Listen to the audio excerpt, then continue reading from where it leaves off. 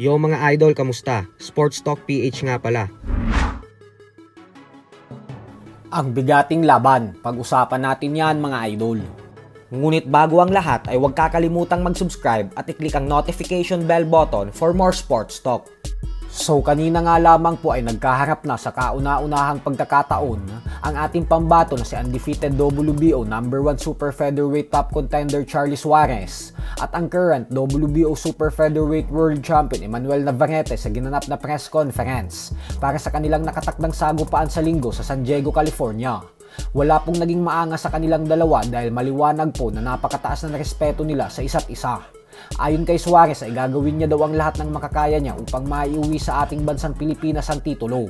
At lahat umano ng pinaghirapan niya sa loob ng napakadaming taon sa sports ng boxing ay ito na yung bunga. Kaya naman humihingi ito ng suporta at dasal sa lahat ng Pinoy. Bukod dyan ay ipapakita niya daw sa buong mundo na magaling talaga ang mga Pilipino. Habang si Navarrete naman ay sinabing hindi niya umano minamaliit si Suarez dahil alam niya daw na gutom ito sa kampyonato. Kaya naman pinaghandaan niya daw talaga ito ng husto.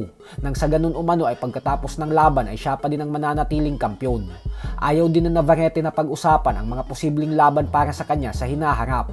Giit ni Navarrete na kailangan niya daw munang malagpasan si Suarez bago niya ituon ang kanyang atensyon sa iba.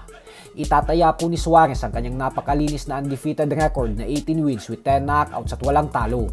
At bagamat ito pa lang ang kanyang kauna-unahang world title fight, ay posible po na ito na din ang huling pagkakataon niya upang maging isang ganap na world champion nang dahil sa kanyang edad na 36 years old.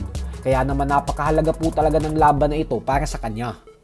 Sa kabilang banda naman mga idol ay prangka nga po ang Pinoy boxing legend former 4 Division World Champion Nonito Donaire Jr. sa current undisputed super bantamweight world champion Japanese monster Naoya Inoue.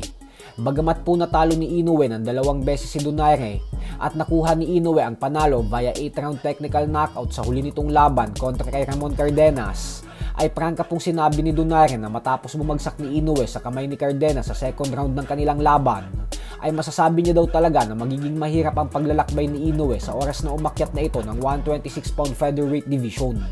Bukod dyan ay sinabi din ni Donaire na sa palagay niya umano ay hindi mahihigitan ni Inoue ang kapwa niya undefeated 2-division undisputed world champion Alexander Usyk bilang number 1 pound for pound best active fighter. Para po kasi sa mga hindi nakakaalam ay bago nag-umpisa ang laban ni Inoue at Cardenas, ay sinabi ni Inoue na ang target niya daw talaga ay makabalik sa trono niya bilang pound for pound king. At patungkol naman po sa pag-akyat sa 126-pound featherweight division ay hindi na po ganun ang sitwasyon ngayon dahil mismong si Inoue na ang nagsabi pagkatapos ng laban niya kay Cardenas na mananatili daw muna siya sa super bantamweight division hanggat sa kaya ng kanyang katawan na kunin ang tamang timbang dito. Kaya naman dahil dyan ay mukhang kumambyo na si Inoue sa orihinal nitong plano na paglaban sa WBO featherweight world champion Nick Ball sa buwan ng December ngayong taon. So hanggang dito na lang po muna tayo mga idol.